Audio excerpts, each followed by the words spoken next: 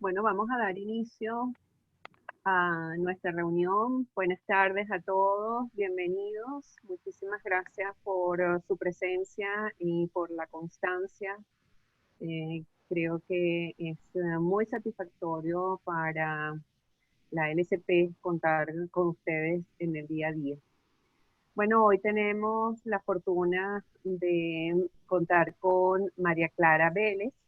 María Clara es trabajadora social, magíster en terapia familiar de la Universidad Pontificia Bolivariana. Es miembro del grupo de dolor y cuidados paliativos de la universidad. Coordina actualmente la especialización en cuidados paliativos y trabaja en la clínica de la Universidad Bolivariana en el acompañamiento a familias de pacientes en final de vida, violencia y enfermedad mental. La temática de hoy es la familia en crisis ante la pandemia. Querida María Clara, todo tuyo, el auditorio, Ujú. con bastante audiencia de toda América Latina y Centroamérica, así que, bueno, felices de poder continuar dando educación y compartiendo tantas experiencias y tan maravillosas experiencias. Gracias, Claro. María Clara. Bueno, muchas gracias a todos y todas. Gracias a la LSP por esta invitación al grupo. Yo espero compartir en parte todo, pues, lo que hemos estudiado frente a la situación de esta pandemia. Ya pues mis compañeros han dado charlas previas. Yo hoy me ocuparé de la familia. Bueno, y pienso que desde muchos ámbitos seguro nos vamos a conectar con parte de lo que les voy a compartir, del conocimiento que voy a transmitir. Primero, quiero partir de lo siguiente: cuando nosotros estamos desde el punto de vista de salud y estamos en una clínica, estamos en un hospital, la familia viene de manera previa con una crisis por la pandemia. Todos vivimos ante la noticia de la pandemia como sistema familiar una crisis inicial.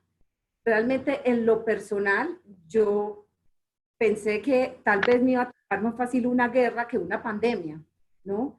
Y frente a esta situación que nos genera mucha incertidumbre, todos hemos sentido temor, susto, hemos sentido ansiedad ante la posibilidad de tener un COVID, confusión, temor de ser contagiados, temor de que un familiar nuestro esté contagiado. Las, los requerimientos y las decisiones que han tenido que tomar nuestros países del aislamiento obligatorio han generado separaciones familiares. En muchas ocasiones, o por lo menos aquí en Colombia, ha pasado que cuando pusieron la situación de manera obligatoria, por ejemplo, hubo niños que estaban con los abuelos, por ejemplo, y ya no podían entonces compartir con sus padres, o algunas veces decisiones rotundas, especialmente de las personas que estamos en salud, de tener, por ejemplo, un espacio solos y no posiblemente contagiar o poner en riesgo la familia que tenemos.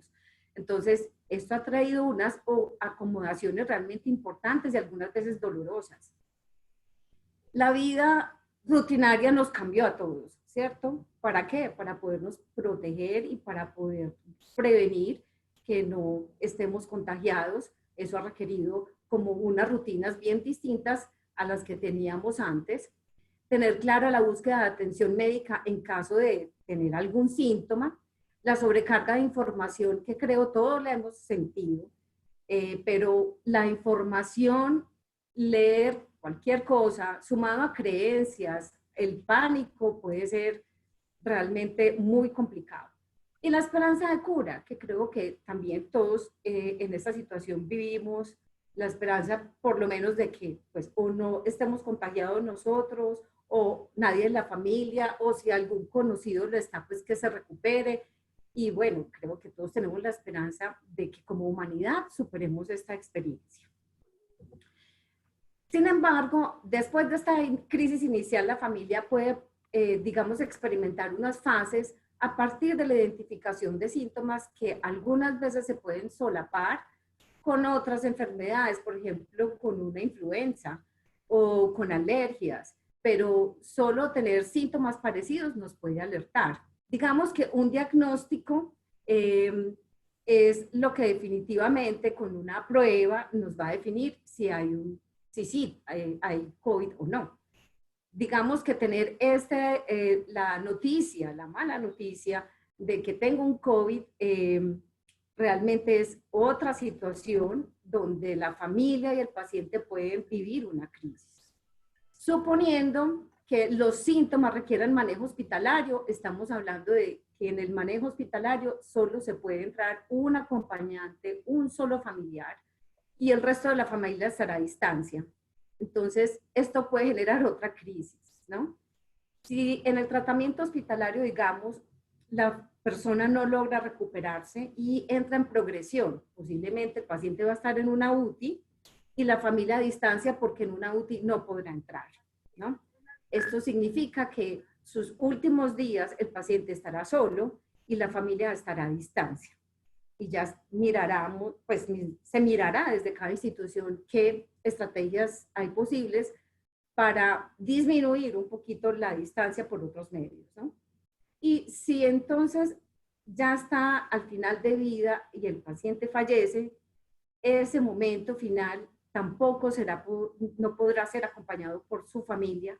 El cuerpo, el cadáver del paciente se debe depositar en una bolsa negra doble sellada.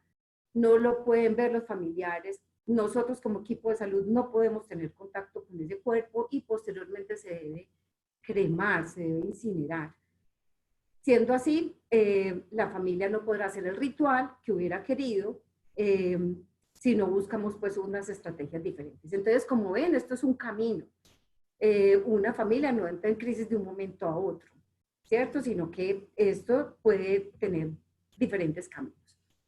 Hay una teoría interesante sobre el impacto que tiene en la familia una situación de cambio abrupta. Y digamos que ese nivel de impacto va a ser diferente si requiere muchos cambios o quiere moderadamente, necesita moderados cambios o muy leves.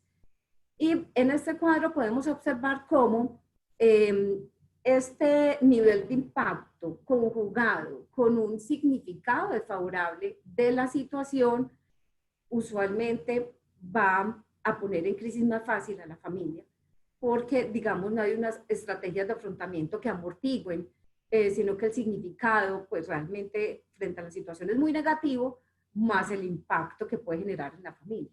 Entonces, digamos que partiendo de este gráfico, podemos entender más o menos lo siguiente. Las familias en esta situación de pandemia pueden vivir un impacto leve en donde requerirán actividades relacionadas con prevención y protección. Y lo que nosotros haremos es educación, ¿cierto? Un impacto moderado donde se requiera en algunos asuntos prevención, educación, pero tal vez se requerirá algún tratamiento. Aquí puede caber, por ejemplo, un paciente cuando está hospitalizado y es recuperable, ¿no? Pero habrá un impacto severo cuando ya estamos hablando de final de vida, ¿cierto? Paciente que ingresa a la UTI, que va a tener un deterioro rápido y va a fallecer. Y aquí vamos a hacer es una intervención en crisis con la familia y su cuidador y posiblemente el paciente, dependiendo de cómo llegue. Entonces, ¿qué podemos hacer a nivel de promoción y prevención? Podemos hacer recomendaciones a la familia muy relacionadas con el autocuidado. Esto nunca sobrará. Programarles, decirles, sugerirles que tomen descansos, que mantengan su dieta saludable, que mantengan las actividades de vida diaria, con una rutina, recibir un poquito de sol, realizar actividades que conecten con la vida, con la alegría, practicar yoga, hacer ejercicio, evitar el uso del alcohol y la cafeína en exceso, pues, y una práctica espiritual. Esto nunca sobrará, ¿cierto? Y digamos que esto es lo que estamos tratando de hacer todos en este momento. Amortiguar el impacto cognitivo del estrés implica recomendar limitar el ingreso de noticias. Es que realmente se saturan las personas, no sé si ustedes tienen la misma sensación que yo, pero a veces no quiero leer el WhatsApp porque me canso de tanta información. Lo ideal es que nos conectemos con fuentes confiables, ¿no? Y que nos concentremos con lo que nosotros tenemos para hacer a nuestro alcance. Entonces, ante una situación como esta pandemia, nosotros no la vamos a poder controlar, pero sí podemos controlar lo que podemos hacer por nosotros mismos, ¿cierto? Entonces, incluso eso, pues esto está relacionado con el tema de lavarnos las manos, de tratar de mantener la distancia, de usar el codo cuando estamos tosiendo o estornudando, etcétera, etcétera. Otro asunto importante desde el punto de vista cognitivo es, está bien que todos nos asustemos y tengamos pues como ansiedad, pero a veces se suma a una declaración o pensamiento muy negativo, como por ejemplo, es que todos en la familia nos va a dar, que es esto tan horrible y a mí también, entonces yo qué voy a hacer, esto no va a ayudar a que amortiguemos este estrés, más bien cambiar ese tipo de pensamiento y ver lo positivo. También hay personas que se recuperan, nosotros estamos haciendo lo que tenemos que hacer como familia, nos estamos cuidando, ¿cierto? Esto ayuda a mantener como de cierta manera el control. Lo otro es crear las redes de apoyo, o seguro ya las tenemos, pero entonces fortalecerlas.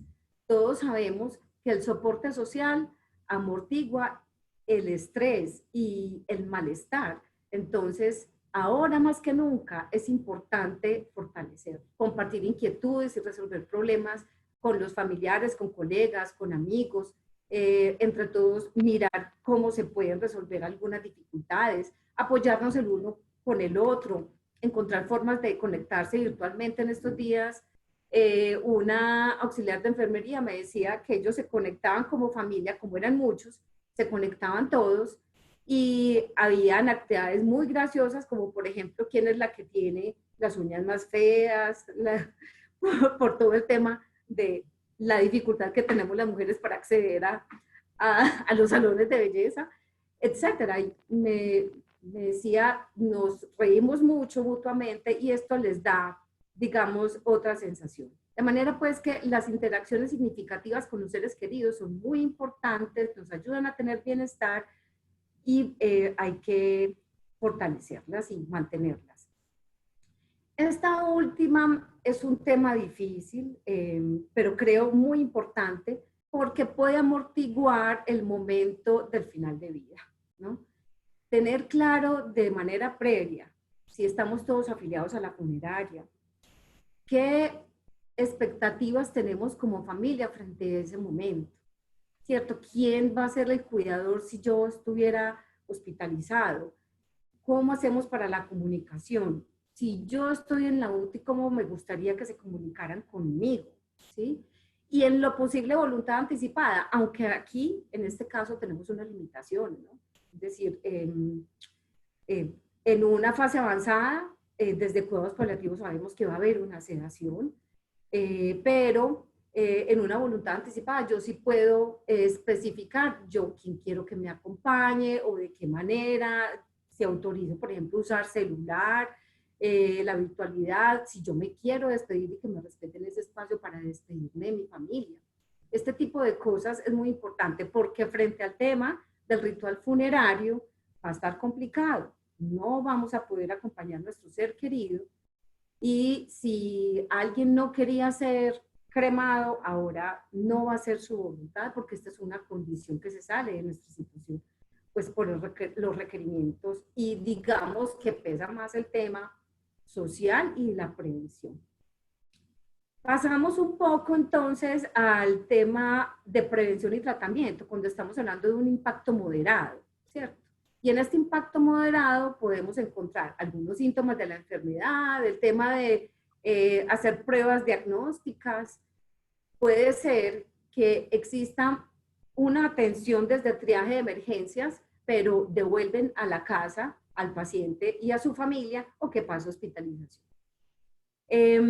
Digamos que este momento es muy importante también, especialmente para los médicos y las enfermeras que atienden en el triaje, porque posiblemente cuando, digamos, vayan a devolver al paciente a casa y le dicen, no, mira, pues realmente no te vas a quedar hospitalizado, no estás para una UTI, vas para la casa, es posible, por lo menos desde nuestra cultura, pero ¿cómo así? ¿Usted cómo me va a volver para la casa? Entonces usted quiere es que yo me muera, o ¿cómo es que usted va a dejar a mi abuela de esta manera?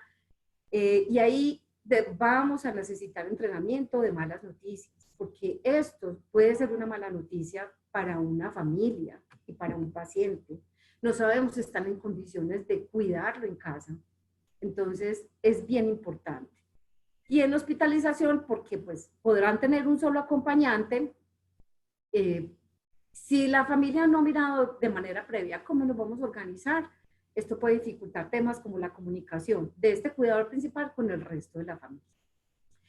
Pongo una foto de este artículo, este es el título, es un artículo realizado en Inglaterra. Ustedes saben pues que ellos son la cuna de los cuidados paliativos, y me pareció muy interesante porque ellos resaltan también, digamos, cómo hace el trabajo el equipo psicosocial al momento en que estamos atendiendo pacientes de manera hospitalaria.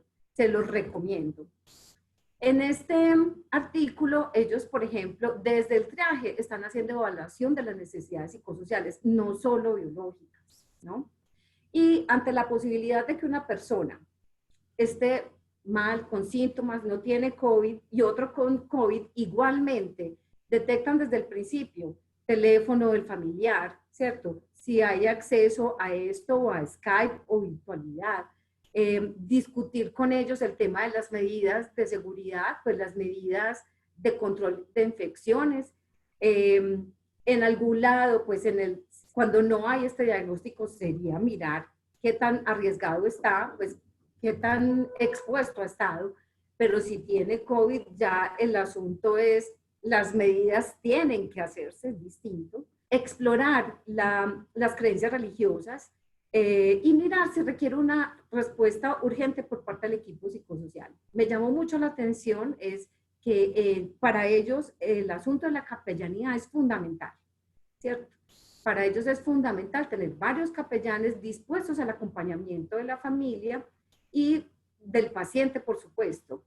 Si hay unas creencias tan fuertes como en América Latina, creo, pues en Colombia todavía existen muchas creencias desde el punto de vista católico, por ejemplo, los santos óleos van a ser importantes en un proceso de duelo para yo saber que mi ser querido se fue tranquilo, por lo menos lo vio Dios conmigo, y eso puede amortiguar un duelo. Los equipos de atención psicosocial y espiritual, usualmente en las clínicas, pues estarán compuestos por el personal con el que se cuenta, porque no todos contamos con todos los profesionales, ¿cierto? Digamos que sí se puede contar con psicología, psiquiatría, trabajo social, terapia de familia, enfermería. Digamos que entre todos se puede ir asesorando a la familia en cada momento, pero pues difícilmente vamos a tenerlos todos. Este equipo va a evaluar las necesidades religiosas y espirituales, tanto del paciente como de la familia del cuidador, y aquí me parece algo bien importante, y es que incluyen los colaboradores de las instituciones.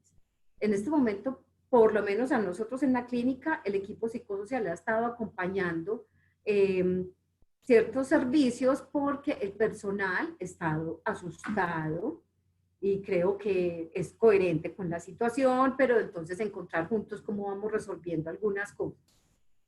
De manera pues que la idea es que este equipo de manera rutinaria proporcione apoyo emocional y podamos ser útiles en este momento. Usualmente este apoyo se da de manera virtual, especialmente creo que la prioridad sería aquellos pacientes que están pues en el final de vida, aquellos que tal vez están en una UCI.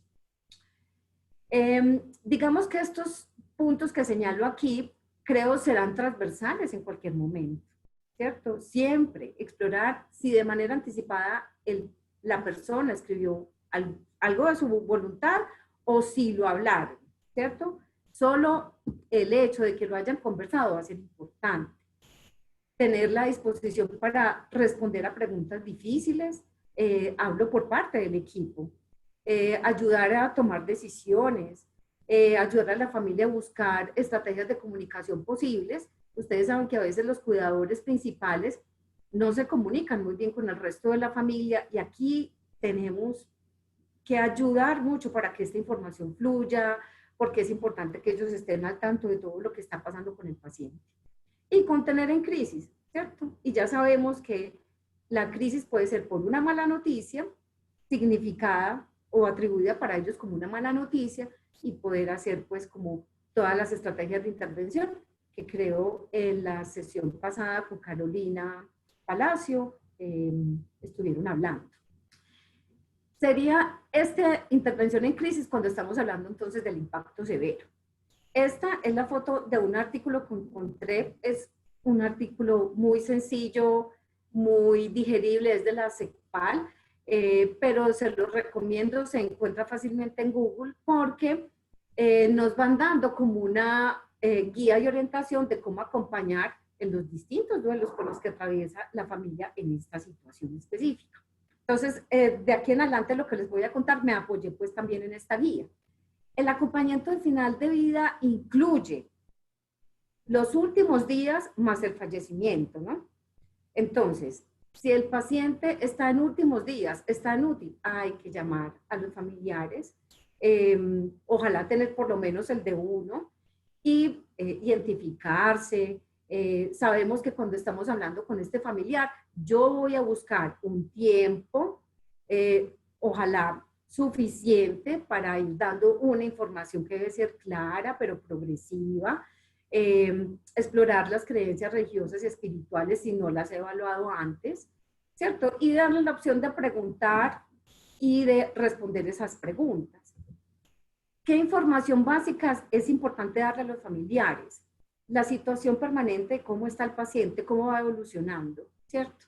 Y si llega el momento de una sedación paliativa, hablar con ellos sobre esta sedación paliativa y sobre el pronóstico, ¿no? Si es posible, sería conveniente pues dar la posibilidad de que tengan una videollamada, una conversación entre el paciente y la familia, informarle a la familia de la atención que va a tener su familiar por el equipo médico de enfermería. Es muy importante que ellos sientan de esta manera pues que el paciente no está solo, que está bien atendido, que estamos mirando todas las estrategias para que él esté estable. Y transmitirle a la familia que el paciente también está informado de por qué ellos no están allí. Es importante porque esto desculpabiliza a la familia. Se debe informar sobre la posibilidad de presencia física o no, que en el caso de la clínica está decidido que no. Pero es importante, si por ejemplo, ahora que ellos no pueden estar, mandarle un objeto, algo que lo recuerde a la familia y que el paciente lo pueda tener ahí con él. Si el paciente es incapaz de comunicarse, entonces recoger las últimas comunicaciones que se hayan tenido con él y repetir dicha información a los familiares, ¿no? Nosotros hacemos pues como un papel de mediadores. Ahora, información para dar al paciente si sus condiciones lo permiten, informarle de la preocupación, que la familia está pendiente de él, recordarle pues por qué razón la familia no puede estar, ofrecerle la posibilidad de transmitirle a sus familiares algún mensaje y facilitarlo con los medios que podamos contar, darle la opción de que pregunte y exprese lo que necesita. Entonces, lo que les digo, vamos haciendo un papel de mediadores y de transmisores de la información. Ahora, en cada institución, quien da las noticias, usualmente creo que es el médico, pero se ha flexibilizado incluso en muchas ocasiones enfermería, especialmente si hay un momento de contingencia grande donde los médicos están directamente con el paciente resolviendo asuntos médicos, tal vez tienen que haber otras personas dispuestas a manejar este tipo de información, de malas noticias. Pasemos al momento en que el paciente fallece. Hay que avisarle telefónicamente a la familia y le debemos informar qué es lo que sigue. Por ejemplo, hay que contarles que no pueden tener contacto con él ni con las cosas que él tenía. Todo esto se debe cremar, todo esto se debe incinerar, ¿no? Explicarle a ellos que la funeraria se encarga de todo, pero así la funeraria se encarga de todo, no pueden estar ellos allí presentes. Es más, ni el equipo de salud debe estar allí. Entonces, como les decía ahorita, la funeraria deposita el cadáver en bolsa negra, doblemente sellada, y si los familiares insisten en que desean tener algún objeto de él, se debe guardar también en una bolsa sellada, no entregárselo dentro de una UTI, sino buscar un espacio afuera para entregarle esto después de unas horas. Esto no es nada sencillo. Dar la opción de que puedan llevar algún objeto simbólico para que el profesional encargado de preparar el cuerpo pueda introducirle dentro de la bolsa. Esta es otra opción. Quiero que mi ser querido o como familia queremos que se lleve algún objeto simbólico. Esto puede dar pues como a la familia un poco de sentir que están con él a través de un objeto. De parte nuestra podemos enviar una carta de condolencia a la familia o realizar una llamada de seguimiento para ver cómo lo han. Desde el punto de vista nuestro preferimos hacer la llamada posterior para hacer seguimiento, además porque es importante hacer el acompañamiento posterior al fallecimiento, ¿cierto? Bueno, pues también hemos pensado, y lo dice pues la guía, si digamos dentro del caos o dentro de la situación la familia no está, también el médico quizás puede tener un acto de despedida hacia su paciente, decir unas palabras, rezar una oración, guardar un minuto de silencio, como de alguna forma honrar la presencia de él en representación de la familia. Digamos que las personas que hayan ya perdido un ser querido en esta situación, es normal que sientan la frustración, enfado, culpa. Esta situación, pues ya de por sí nos duele que un ser querido no esté, más el hecho de no haberle podido cuidar, no poderle acompañar, no poderse despedir, esto nos pone en riesgo de un duelo complicado, ¿cierto? Y se hace la situación más difícil. Entonces, se puede vivir esto de manera traumática por el familiar. Dentro de todo es normal sentir rabia, enfado, preguntas hacia Dios, hacia la vida y preguntas hacia nosotros mismos. Es que si yo hubiera hecho esto, si yo lo hubiera dicho, si yo le hubiera mandado algo, todo esto en lo posible ojalá lo pudiéramos acompañar de manera previa. Y ante un duelo complicado, como puede ser una alternativa son los rituales. Antes de definir qué es un ritual, es importante para nosotros tener claro la funeraria, hasta dónde va, qué alcance tiene, cuáles son las restricciones, porque también ellos pueden hacer un poco el papel parecido al que hablábamos ahorita con el médico. La familia tal vez a una persona en la funeraria le puede pedir que en el momento en que esté, digamos, organizando el cuerpo, haga una despedida, antes que lea una carta que la familia le deja, que incluye el objeto del ataúd que les dieron de manera previa, o que ponga una canción que saben le gustaba a la persona o que para ellos es realmente significativa. Entonces esto también tal vez se puede negociar o se puede conversar con alguien de la funeraria. En todo caso, hay algunas funerarias que prestan asesoría y acompañamiento psicológico. También habrá que contar con este apoyo si ellos lo ofrecen. ¿Qué es un ritual? Los rituales han sido definidos como patrones verbales repetitivos e institucionalizados, los cuales tienen la función de regular situaciones de paso, tales como el nacimiento de una persona, el matrimonio, la muerte o la iniciación, que ayudan a soportar la iniciación de una pareja, que ayudan a soportar, digamos, la sensación de miedo, inseguridad, por esa sensación de la habilidad que, digamos, podemos vivir de acuerdo a la situación. Todas las culturas tienen los rituales y digamos que en los procesos de duelo ha resultado muy buena como técnica. En terapia de familia, el ritual es una técnica de intervención y está, digamos, se ha comprobado que para los duelos es muy útil. ¿Qué pautas pueden ser útiles para las despedidas?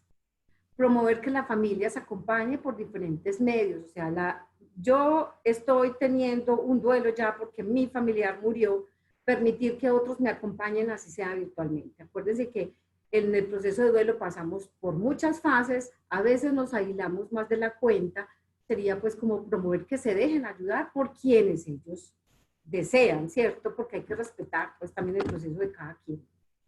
Recomendar a la familia realizar una ceremonia o ritual, la que le hubiera gustado hacer a su ser querido en un determinado tiempo, que la preparen, ¿cierto? Porque esto nos puede ayudar a hacer una despedida. Cierre no, pero sí despedida. Puede serles útil preparar un escrito, una canción, poesía, para compartir con el resto de la familia y, digamos, hacerle un homenaje como ellos les hubiera gustado hacerlo, por ejemplo, en un ritual funerario. Utilizar técnicas narrativas terapéuticas como, por ejemplo, escribirle al ser querido, puede ser una, o a Dios, o a una emoción, le escribo a mi rabia, le escribo a mi dolor. Si yo no soy bueno para escribir, me puedo apoyar en un autor que tal vez está diciendo lo que yo no puedo decir.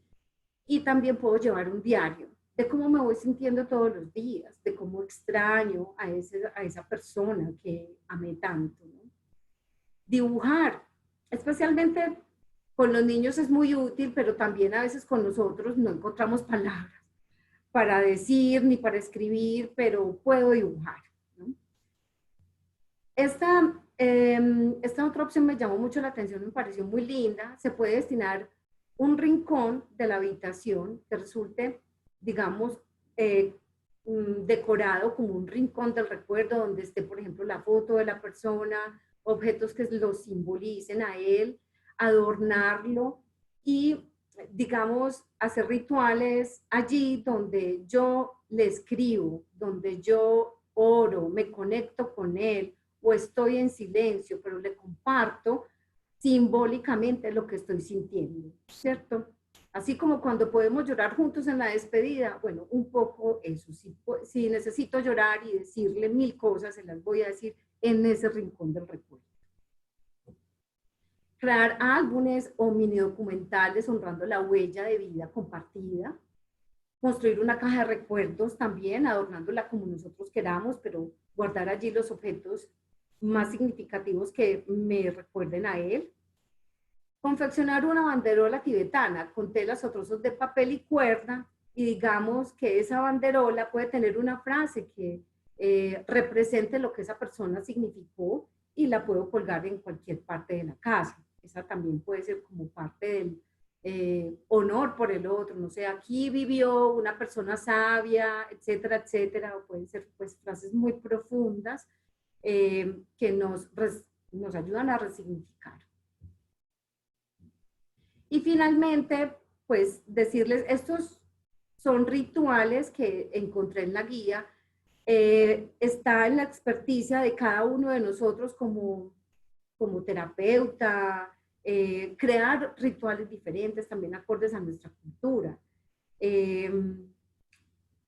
Y hay otro asunto bien importante, es que pues no todas las familias tienen como patrones interaccionales a través de rituales. Hay familias, digamos, que hacer las cosas juntos, celebrar juntos, eso no era tan cotidiano. Más bien uno podría pensar en rituales individuales. Entonces también habrá que contar como con esto. Bueno, pues esto fue un breve repaso o digamos una descripción de las diferentes fases por las que puede pasar la familia, con algunas actividades que podemos realizar con ellas. Yo estoy entonces ya atenta a las preguntas, pero entonces me quiero despedir con este poema de Mario Benedetti, que creo nos incluye a todos. Cuando la tormenta pase y se amasen los caminos y seamos sobrevivientes de un naufragio colectivo, con el corazón lloroso y el destino bendecido, nos sentiremos dichosos tan solo por estar vivos. Y le daremos un abrazo al primer desconocido y alabaremos la suerte de conservar un amigo. Y entonces recordaremos todo aquello que perdimos y de una vez aprenderemos todo lo que no aprendimos. Ya no tendremos envidia, pues todos habrán sufrido. Ya no tendremos desidia, seremos más compasivos. Valdrá más lo que es de todos que lo jamás conseguido. Seremos más generosos y mucho más comprometidos. Entenderemos lo frágil que significa estar vivos. Sudaremos empatía por quien está y quien se ha ido. Extrañaremos al viejo que pedía un peso en el mercado, que no supimos su nombre y siempre estuvo a tu lado. Y quizás el viejo pobre era tu Dios disfrazado. Nunca preguntaste el nombre porque estabas apurado. Y todo será un milagro, y todo será un legado, y se respetará la vida que hemos ganado. Cuando la tormenta pase, te pido, Dios, apenado, que nos devuelvas mejores como nos habías soñado. Muchas gracias. Muy bello, María Clara, excelente, una maravillosa recopilación y creo que, bueno, esto nos abre un poco más a todo lo que podemos hacer, sobre todo con las familias que muchas veces han estado y están tan angustiadas y tan solas. Yo creo que lo que hemos tenido que enfrentar algunas familias ha sido bien complejo porque lo que piden es compañía, ora por mí, ora por mi familia, porque necesitas como un componente de compañía y de espiritualidad y sobre todo de saber que no estás solo en medio de tanta soledad. Entonces creo que es muy importante todo lo que nos has comentado.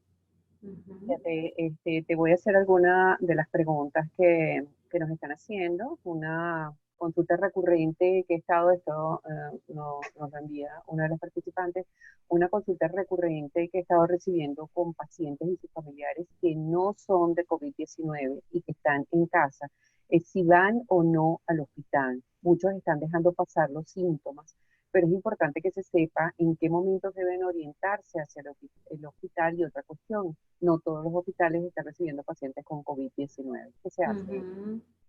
Miren, lo más importante es que nosotros tengamos una información también clara a través del médico, ¿cierto? Digamos que no todos los pacientes van a requerir hospitalización y nosotros como transmisores de la información debemos tener claro también por qué no, ¿cierto? En algunas ocasiones será por decisiones difíciles incluso de los médicos y incluso pues porque desde el punto de vista ético habrá que mirarlo, ¿cierto? Creo que todos hemos hablado de esto, por ejemplo, cuando se habla de un adulto mayor que entra, no está tan mal, pero digamos hay un joven que efectivamente, digamos, tiene 40 años y tiene unos síntomas fuertes, entonces hay limitaciones en la atención desde el punto de vista físico a quién se elige. Ese creo que va a ser un panorama muy complicado, pero que nosotros tenemos que encontrar la forma de explicarle a la familia para darle alguna tranquilidad. Creo que parte de la información que además les podemos dar es en casa, cómo pueden cuidarse mejor y cómo pueden tener un contacto permanente con nosotros. Si yo lo mando para la casa sin ningún contacto, creo que va a sentirse totalmente abandonado y posiblemente se enoje, ¿cierto? Tenemos que darle información, pero además acompañamiento telefónico, que ellos no se sientan solos, porque pues esa es la idea, pues acompañarlos de manera virtual y estar resolviendo dudas con ellos. Por eso, pues yo creo que el equipo psicosocial tiene que estar en medio de la familia y los médicos, ¿no? Porque puede ser que nosotros necesitemos específicamente claridad sobre lo que a ese paciente le pasa, ¿cierto? Creo que es como lo que se puede hacer. Sí, me parece muy bueno tu comentario, además que en este momento estamos en un problema, que todo el mundo piensa solo en COVID, pero ¿qué está Sí. ocurriendo con los pacientes que Ah, no son ok. COVID, no son COVID y tienen problemas? Porque los pacientes se siguen enfermando. En estos días estaba escuchando un webinar de otro grupo y nos comentaba uno de los médicos españoles es que ahora están recibiendo lo que antes no recibían. Por ejemplo, pacientes con peritonitis por colecistitis. Porque antes la Ujú. colecistitis rápidamente se hacían el diagnóstico e inmediatamente se operaban. Ahora el Sí. paciente espera y espera y espera hasta lo último, hasta que no puede más, y cuando no puede más Ujú. ya está muy grave y muere por otra cosa que no tiene nada que ver con el COVID, pero Sí, es por sí. el Ok. miedo a no ir al hospital, a no llamar, a no infectarse, pero eso también nos está trayendo consecuencias graves de otro tipo y que no están Claro, relacionadas con el COVID. claro. Entonces, yo creo que el acompañamiento es fundamental y ya nosotros tenemos un grupo de pacientes que los conocemos y que no son COVID, Ujú. pero que tienen enfermedades avanzadas y crónicas. Entonces, Exactamente. definitivamente tenemos que hacer un seguimiento importante de este grupo de pacientes. Sí, así es. Bueno, en relación a la otra pregunta, esto es si pueden acceder a las charlas y compartirlas con grupos académicos amplios. Por supuesto que sí, las charlas están todas en la página web de la ALSP, cuidadospaliativos.org. Por supuesto, siempre dando el crédito al expositor y a la ALSP. Y recordemos que no está autorizado el uso de los logos ni de la universidad ni de la LSP sin el permiso de los autores. Ujú. Bueno, en relación a otra de las preguntas, en El Salvador se han preparado fosas, no, en la anterior. En todos los casos es obligatorio incinerar. Conozco un caso en que no se incineró, murió y a las horas se lo enterró en un cementerio, pero no es incinerado. Y El Salvador habla de que ellos están haciendo fosas comunes porque no hay centros suficientes para cremación. Igual está ocurriendo en Estados Unidos y en muchos países Ujú. donde Ujú. son muchos la cantidad de personas fallecidas y Mm. no se puede incinerar a todo el mundo. Sí, claro, claro. Pues yo creo que esto, a ver, miren el impacto que puede tener una familia, decirle que debe ser incinerado, que vale decir cremado, a decirle va a una fosa común. Cualquiera de las dos cosas pienso que es muy dura, ¿no? Yo estoy hablando es, eh, siempre tendremos que tener claridad de qué está pasando, porque por lo menos desde el punto de vista de la clínica hay cosas que van cambiando casi que día a día con relación a decisiones desde el punto de vista del Ministerio de Salud o de accesos al paciente o al cuidador, etcétera. Entonces, digamos, pues hasta ahora, por lo menos acá, no hemos llegado ahí. En otros países se llegará ahí. Nosotros tenemos que tener claro en qué momento cambian las cosas para dar la información correcta. Cualquiera de las dos pienso yo que va a impactar. Y esa es como la función nuestra, ¿no? Eh, ¿Cómo podemos acompañar ese proceso de tal manera que amortigue lo que puede ser para mí duro después de que pase el tiempo y tal vez no supe que fue llevado a una fosa común? Eh, por lo menos aquí yo entiendo que esta es está bastante restringida la posibilidad, incluso pues para la cremación. Yo sé que en otros países, por ejemplo en Inglaterra también, pues han permitido que algunos familiares acompañen, aunque sea uno. Le ponen toda la protección que puede tener un médico.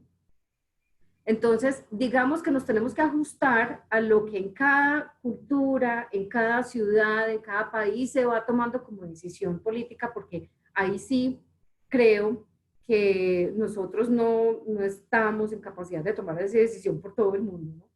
Entonces, sí tenemos que estar actualizados, irnos ajustando a lo que se va decidiendo. Perfecto. Otra pregunta es en relación al rincón del recuerdo. ¿Por cuánto tiempo recomiendas mantener este rincón del recuerdo? No puede ser eterno, porque ya eso nos estaría hablando más bien de un duelo complicado, ¿cierto? Recuerden que los duelos no tienen necesariamente un tiempo específico.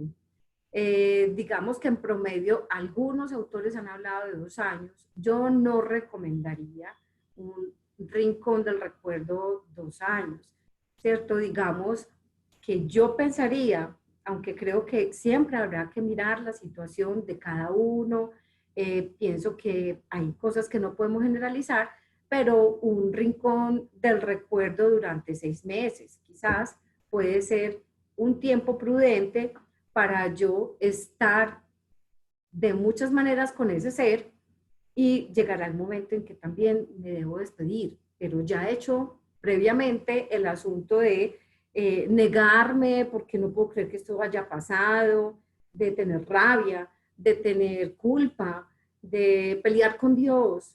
Y pasa el tiempo y todos sabemos que cuando pasa el tiempo cada vez aterrizamos y más nos duele que el otro no está. Entonces tampoco me parece que solo unos días sea útil. Creo que queda uno como en medio y no es útil, pues como que quede en punta el proceso.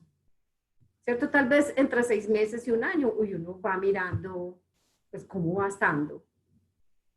Ok, muchas gracias, hermoso el poema. El soporte de teleconsulta por parte de psicología. ¿Podría aminorar el impacto en los familiares? ¿Se puede brindar este soporte? Gracias, desde Perú. Claro, claro. Eh, Esto también depende de varias cosas. A ver, nosotros estamos buscando hacer teleasistencia con los familiares. Eh, cada institución tiene que mirar cómo cuenta con esta herramienta, qué tecnología tiene. Nosotros estábamos, por ejemplo, buscando hacerla desde casa, pero no vamos a poder porque necesitamos explorar la historia clínica, mirar bien el paciente cómo está, que yo cuando hable con el familiar esté siendo coherente con lo que el médico le está diciendo, ¿no? Esto lo tengo que hacer desde clínica, ¿no? Pero sí va a ser virtual. Y también se puede hacer de manera telefónica. Tenemos que también contar con el conocimiento del acceso que tienen las personas a este tipo de tecnología, ¿cierto? No todas las personas manejan Skype, Zoom con esta facilidad. Habrán personas que ni siquiera tienen computador, no sé. Mínimo, pues tenemos celular, casi todos, eh, pero tenemos que contar también con las posibilidades, herramientas, tecnologías con las que cuenta la familia, ¿no? Pero fundamental es que no va a haber cómo hacerlo de otra manera. No vamos a poder estar allí. Las clínicas en lo posible están, a ver, como depurando la participación de los profesionales de la salud, ¿cierto? Que menos personas estén para que no nos arriesguemos todos al mismo tiempo. Entonces, creo que la función nuestra va a ser fundamentalmente virtual y telefónica. Ok, muchos de los médicos o enfermeras no están capacitados o no tienen habilidades suficientes empáticas para comunicar malas noticias. ¿Cómo se puede aprender eso? A ver, pregunta difícil. Yo no sé si la empatía se puede aprender de un momento para otro, pero no lo creo. Pero creo, pues también estoy pensando que cuando hacemos un entrenamiento de malas noticias, no lo podemos hacer solo teórico. Tiene que haber algo práctico para identificar qué dificultades pueden haber en esa empatía que, por ejemplo, estamos esperando que tengan. Y frente a eso, buscar alguna solución. Es posible que una enfermera o un médico tenga dificultades en la empatía, digamos, porque tiene miedo, porque tiene mucho miedo y tal vez su situación familiar también esté difícil. Entonces, creo que habrá que mirar más que juzgar, mirar qué pasa y ayudarle. Si es un asunto mucho más profundo, ¿cierto? Pues pienso que habrá que mirar si esa persona es la que debe estar haciendo eso y si tal vez podía hacer otra cosa. Porque también si la persona se siente inhábil, no me siento capaz para dar esta información, no, pues de un momento para otro no lo vamos a cambiar. Pienso que ahí estaríamos como parados en la realidad. pero entonces es como con las familias. El cuidador que no es hábil para cambiar pañales, ¿usted para qué sí puede ser útil? Tal vez él será útil en otra cosa, tal vez para entubar, no sé, algo diferente que también va a ser importante que lo hagan. Es lo que pienso yo que se pudiera hacer. Sí, yo creo igual que tú, dar una mala noticia no es fácil y eso no se aprende de un momento para otro. Y si es difícil hacerlo personalmente, hacerlo telefónicamente es mucho más. Entonces, si no estamos Sí, preparados en este momento para dar una mala noticia, es preferible que la mala noticia la dé una persona que tenga más experiencia, sí. porque por teléfono podemos incluso dañar más de lo que ya la Ujú, familia está comprometida emocionalmente. sí. Esta situación es bastante complicado. Parte que ayuda al duelo es compartir con la familia antes de morir y tener la oportunidad de despedir. Creo recomendable avisar a las personas en general que no se pueden despedir para ir preparando a la población. Ujú. Este es un De comentario. acuerdo, de acuerdo. De acuerdo, realmente cuando empecé yo pues como a revisar el tema y cuando me siento yo desde mi lugar, ¿qué sentí yo? ¿En qué momento empecé a sentir que mi familia y yo podíamos entrar en crisis? Eh, Nosotros en cuidados paliativos tenemos cierta cercanía al tema de voluntades anticipadas o el tema de despedirnos, de estar al día, eh, pero la comunidad general no. Y aquí, particularmente en Colombia, poner ese tema es difícil. Hay muchos prejuicios con este asunto. Es más, a mí me pasó en algún momento que con mis hermanos y mi papá puse el tema intencionalmente sobre cómo querían su ritual funerario. Le pregunté a mi papá, ¿y tú qué quieres que hagan? ¿Te gustaría las cenizas o te gustaría que te entierren en cuerpo presente? Pues, ¿cómo te gustaría? Mis hermanos me empezaron a mirar súper feo, como diciendo, ¿cómo te atreves a poner este tema? Y ellos no fueron capaces de hablar de ellos. Así que tenemos acá, pues por lo menos en Colombia, no sé si en toda Latinoamérica, una cultura que, por ejemplo, piensa que si es hablar de la muerte, está llamando a la muerte, ¿no? En vez de todo lo contrario, vamos a hablar de este asunto porque hace parte de la vida y hablarlo de manera previa es mucho más útil que el día que llegó y no supimos qué hacer porque es que ya nunca nos preguntamos nada y no supimos si quería hablar por teléfono para despedirse, ¿no? Entonces, ahora más que nunca pienso que es importante que las familias, todos, hagamos este ejercicio. Ok, esto es un comentario. En Nueva York incluso hay pacientes que no han fallecido de COVID-19 al no ser reclamados los cuerpos por familiares, están siendo enterrados todos en fosas comunes, COVID y no COVID. Y la pregunta sería, ¿las técnicas que ha compartido funcionarán como medidas de contención y de respuesta al duelo? Eh, Yo creo que sí, pues, pero acuérdense que yo insisto mucho en que no podemos generalizar y que tendremos que mirar, digamos, estas medidas para esa familia específicamente, qué tan útil son. Tenemos que ser flexibles, sobre todo ahora, ¿no? Pienso que en parte también está nuestra creatividad y nuestra empatía para identificar de todas estas medidas cuál puede ser útil. Yo no puedo decir, por ejemplo, que tienen que hacer tal ritual. No, yo tengo que indagar. Lo que sí debo hacer es indagar. Mira, pudieras hacer esto, ¿qué te resuena más? ¿O crees que puede ser mejor el rincón de los recuerdos? O, bueno, la bandera tibetana, que eso pues por lo menos pues en Colombia creo que sonaría extraño, ¿no? Eh, porque usualmente el Tíbet para la cultura usualmente puede no ser muy cercana, entonces esa tal vez no va a ser. Creo que lo que tenemos que hacer sí es como una lista de posibilidades y que la familia decida con qué resuena más para ayudarles. Pero no soy yo la que decido, es la familia. Ok. ¿Cómo manejar cuando las familias sienten ira contra la situación, el sistema y el gobierno dentro de un contexto socioeconómico bajo que pudo haber contribuido para su contagio? Yo creo que lo primero que hay que hacer es entender la rabia y validarla. Esto no es estar en contra de, pero sí tener la empatía suficiente para entender la rabia. Y yo la comprendería, ¿no?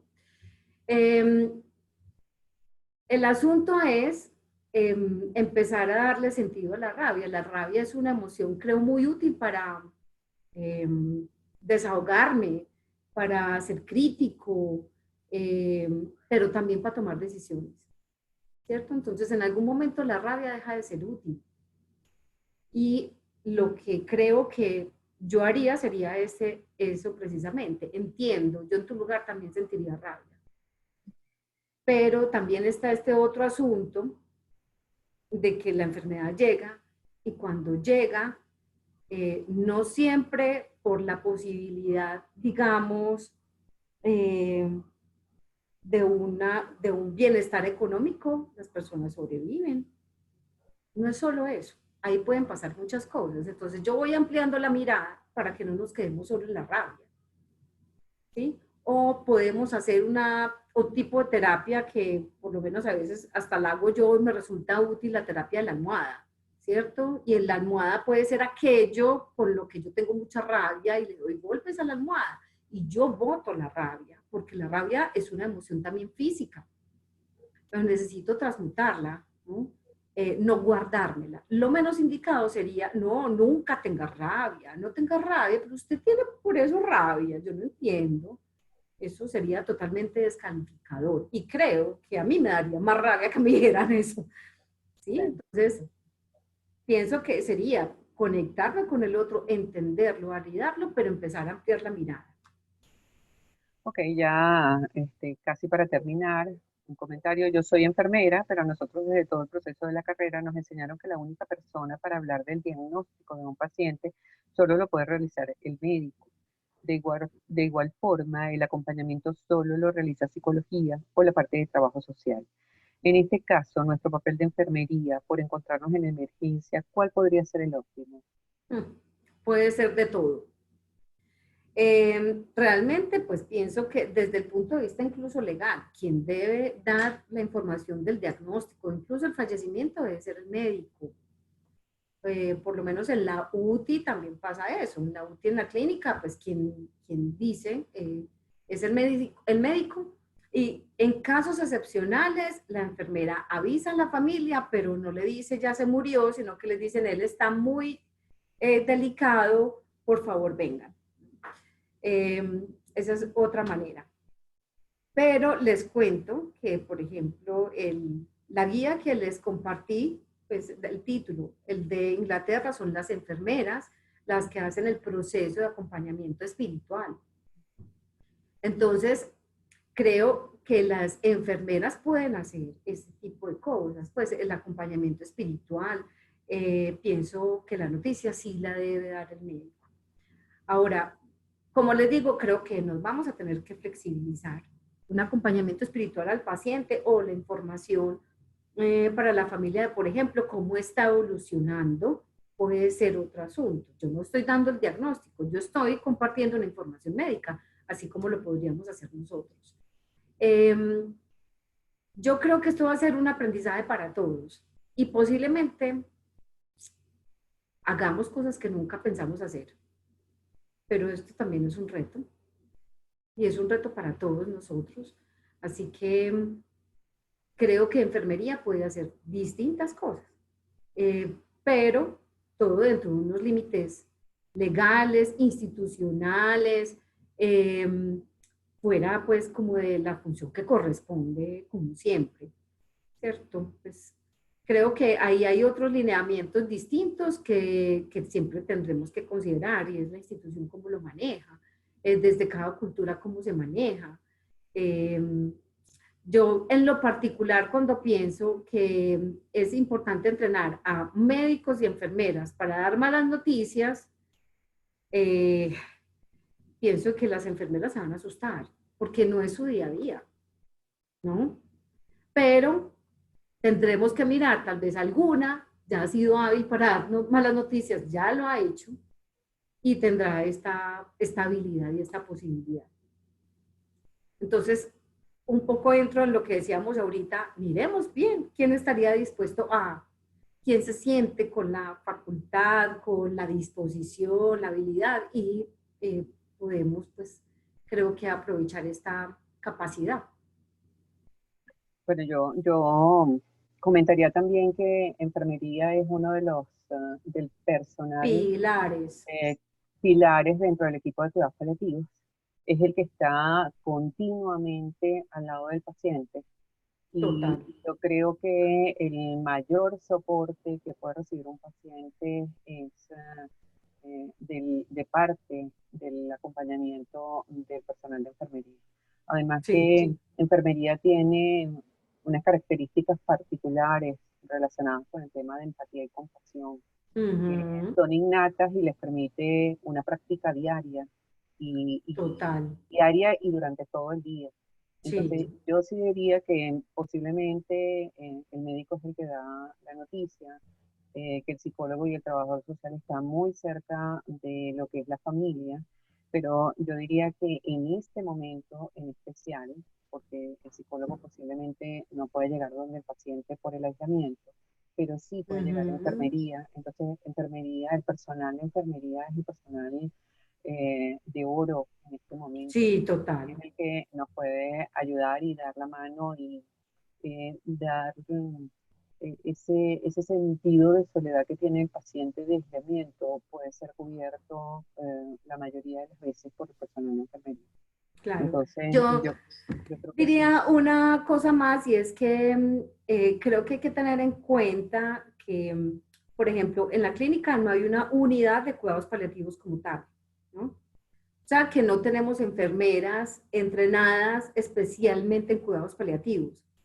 Tenemos enfermeras de la UTI que les ha tocado aprender varias cosas del manejo familiar y del paciente, ¿cierto? Pero así como a veces cuando se mira en la contingencia, mirar médicos que no han sido de UTI, ¿quién puede acompañar, por ejemplo, a mirar algunas situaciones de los pacientes cuando su eh, experticia ha sido psiquiatría, pero ante la contingencia necesitamos que usted como médico nos ayude específicamente en algo? Así es como con las enfermeras. Yo creo que pueden estar un poco más asustadas ellas, si no es su día a día, pero creo que tienen todo, lo comparto contigo, tienen todo para poderlo hacer, porque tienen muchas capacidades y habilidades y tienen una relación muy cercana con el paciente, con la familia, más incluso que nosotros, del equipo psicosocial. Ok, otra pregunta. En el caso de una persona de la calle con COVID, en donde no hay familia conocida, ¿cómo el personal de salud le da ese acompañamiento al final de la vida? ¿Me la repites, por favor? En caso de una persona de la calle con COVID, en donde Uh -huh. no hay familia conocida, Uh -huh. ¿cómo el personal de salud le da ese acompañamiento al final de la vida? Debe ser el equipo de salud. Pues no, a ver, no se diferencia tanto, comillas, por el asunto de que no hay presencia familiar en estos momentos, ¿cierto? Pero un habitante de calle, yo creo que estamos hablando, es como de esta situación, realmente nosotros tratamos de buscar familia como sea. Supongamos que no es posible que está solo, tendremos que buscar el apoyo pues del equipo de salud propiamente dicho para, digamos, hacer un proceso de, digamos, bienestar. Estoy hablando de los médicos, pero también estoy hablando del capellán, de cómo ayudarle a él a estar más tranquilo en su momento de enfermedad. también nosotros podemos hacer acompañamiento telefónico de él, porque si él está en ese momento sin familia, por alguna razón lo está. Cuando hemos atendido pacientes solos, habitantes de calle, algunos nos logran dar información de la familia, ¿no? Y llamamos telefónicamente para que vengan. Algunos no vienen. ¿Por qué? Porque tuvieron una situación muy dura y crítica con esa persona. Algunos, a pesar de eso, vienen, colaboran con alguna situación, específicamente incluso pues tienen necesidad de pañal o necesitan pues como algunos objetos, algunas cosas pues como de aseo personal y se van y no vuelven, ¿no? Entonces habrá que mirar la situación en detalle de esta persona. Y cuando podemos recoger información familiar, pues listo, seguiremos siendo el puente y si no, creo que tendremos que organizarnos nosotros para hacerlo, ¿cierto? Y que ojalá podamos, pero hablar con él, saber en qué está, saber cómo se quiere despedir, de quién se quiere despedir, si quiere hablar con el capellán, lo mismo que con otro paciente, distinto que no sea de habitante de calle. Listo, ok, otra pregunta. En caso de un niño con COVID, la madre no puede hacer el acompañamiento presencial. ¿Cómo se maneja ese tema con los niños y las madres?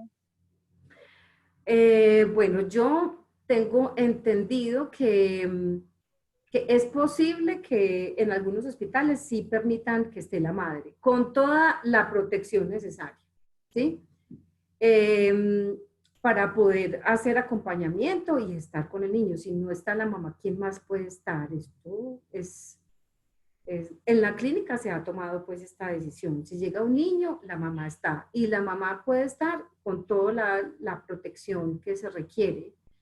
Y nosotros haríamos el acompañamiento telefónico con el resto de la familia, ¿cierto? Porque, por ejemplo, papá no podrá estar, pero entonces, ¿qué está pudiendo comunicar la mamá con este papá?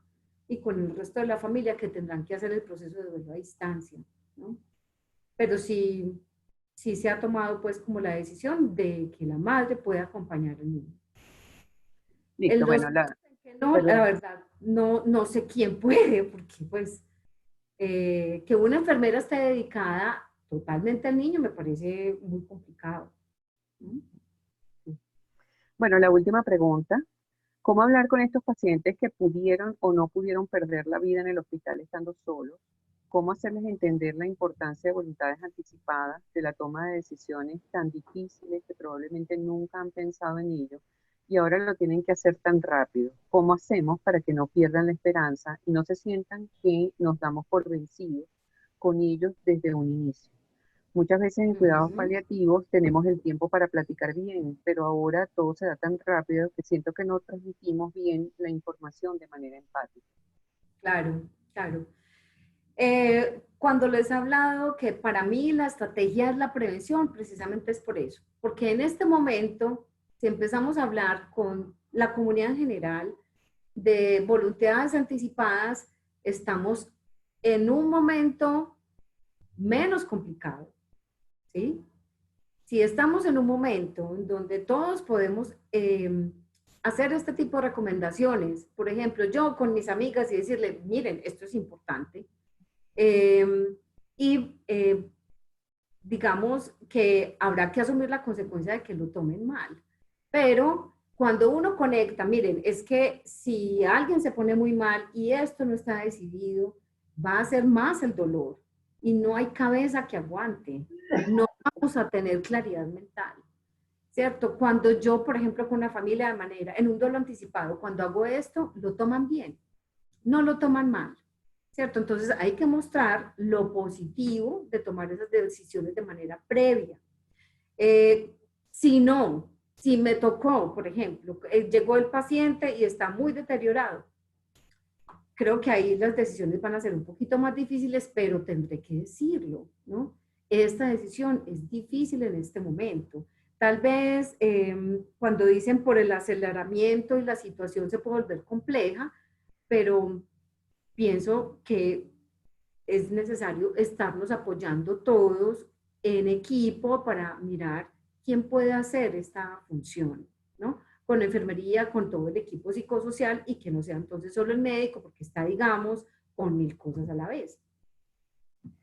Bueno, muchísimas gracias María Clara, la verdad que excelente, como siempre, todo el equipo maravilloso. Muchísimas gracias a todos los participantes, todas las preguntas, toda la participación excelente. Les recuerdo que todas nuestras conferencias, los videos van a estar en la página web de la ALSP, cuidadospaliativos.org. Ahí están disponibles y día a día se van a ir colocando los que ya vayan pasando.